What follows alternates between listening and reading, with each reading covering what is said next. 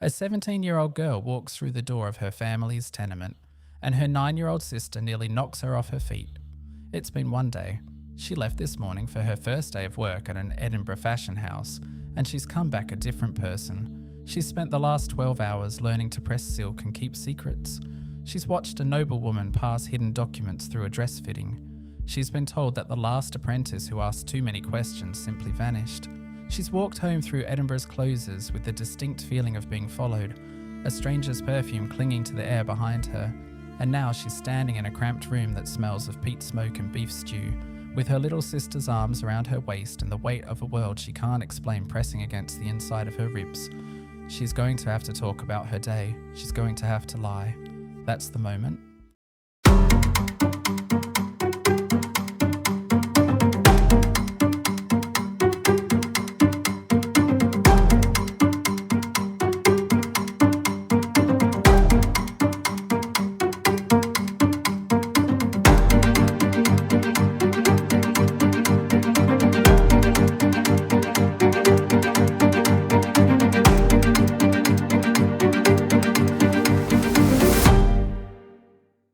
Welcome to the Clivilius Storiverse podcast. I'm Nathan, and this is where I pull back the curtain on individual moments within the Storiverse.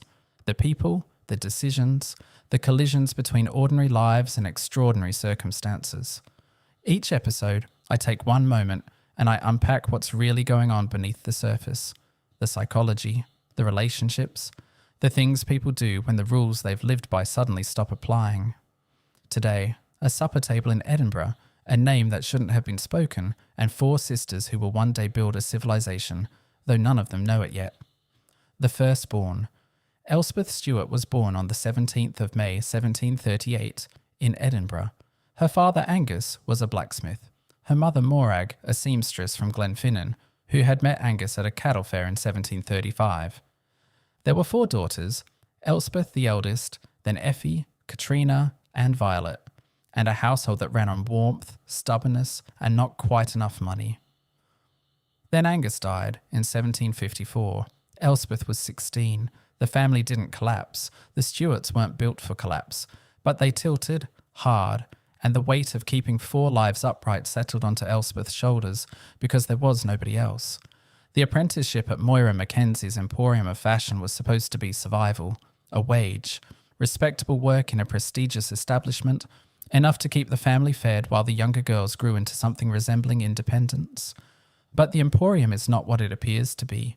Elspeth has understood that within hours of walking through its doors. The fabrics are real, the gowns are extraordinary, the clients are among Edinburgh's most powerful women, but beneath the silk and the fitting rooms and the professional courtesy, something else is running. Information moves through that building like thread through a needle, whispered, folded, hidden in pockets that shouldn't exist.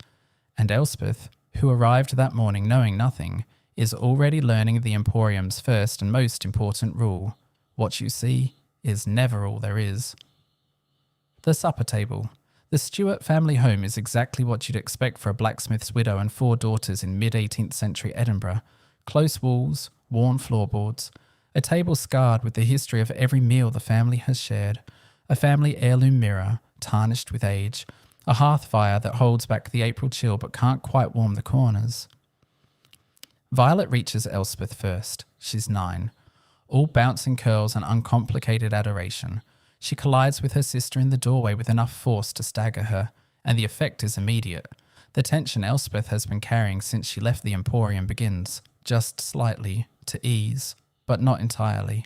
Because even as Violet chatters and Effie looks up from her mending with amused patience, and Katrina emerges clutching a book like a talisman, Elspeth is already doing calculations. What to share, what to omit, how to describe the Emporium's wonders without revealing its shadows.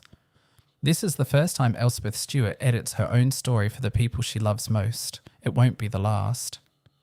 Careful omissions.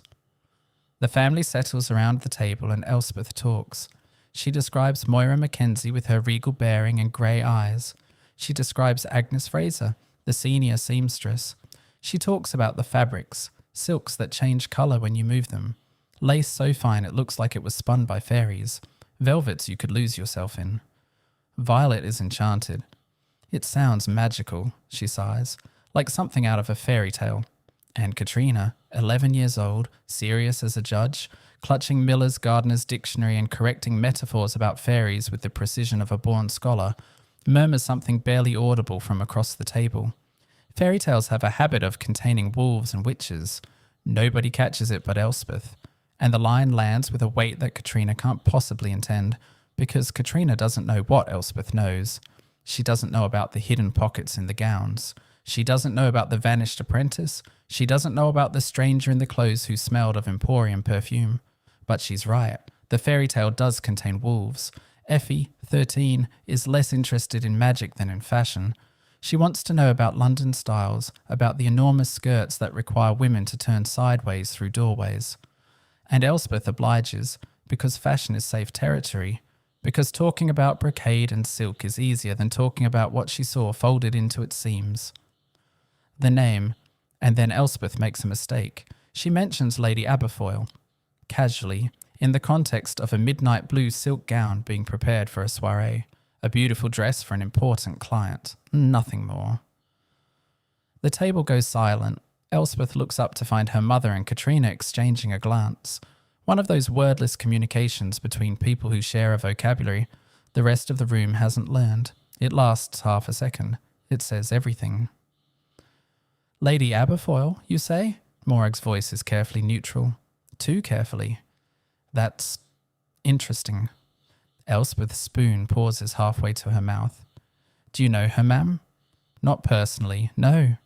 The denial comes too quickly. Morag's eyes dart to the window, shuttered against the evening chill, and for a moment she looks not like a mother at a supper table but like a woman checking the perimeter. But one hears things. Working in the houses of the well-to-do, Lady Aberfoyle has quite the reputation. And here is where the moment pivots, because what follows is a conversation conducted almost entirely in subtext. Morag warning without explaining, Katrina contributing fragments of political context in her careful, measured voice, Violet mercifully distracted by the family cat, and Elspeth realising, with a chill that has nothing to do with the April air, that the world she stepped into this morning has roots that reach all the way home.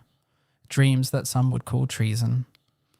Morag Stewart was born in Glenfinnan in 1716. That date matters. She grew up in the Highlands during the aftermath of the Jacobite risings. She knew what political danger looked like, not from books, not from theory, but from the marrow of her bones. And she'd married a blacksmith and moved to Edinburgh and raised 4 daughters and kept her head down and her mouth shut, because that was how you survived when the wrong word to the wrong person could bring soldiers to your door.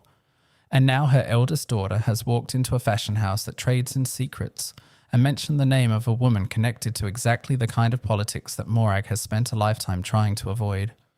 These are dangerous times, she tells Elspeth, her grip tight on her daughter's hand across the scarred table, and the Emporium may be more than it seems. One careless word in the wrong ear could bring disaster not just on yourself, but on all of us.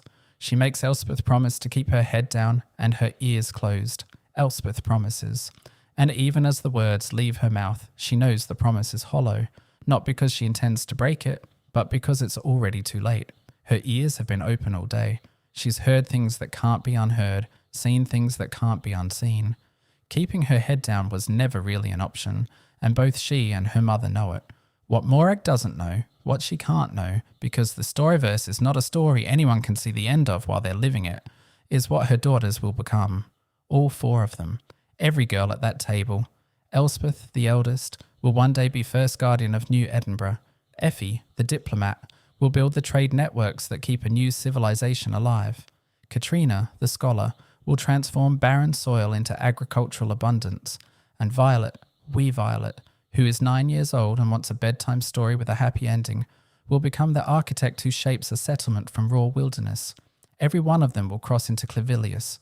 Every one of them will be appointed guardian, and every one of them will draw on the lessons they learned in this room, at this table, in this firelight, from this mother, to build something that Morag herself will never fully understand. But that's decades away.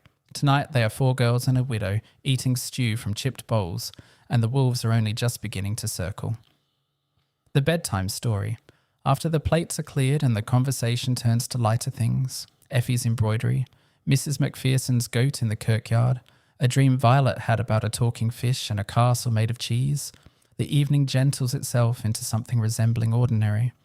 But Elspeth catches her own reflection in the tarnished mirror on the wall, and the face looking back seems different, older, more serious.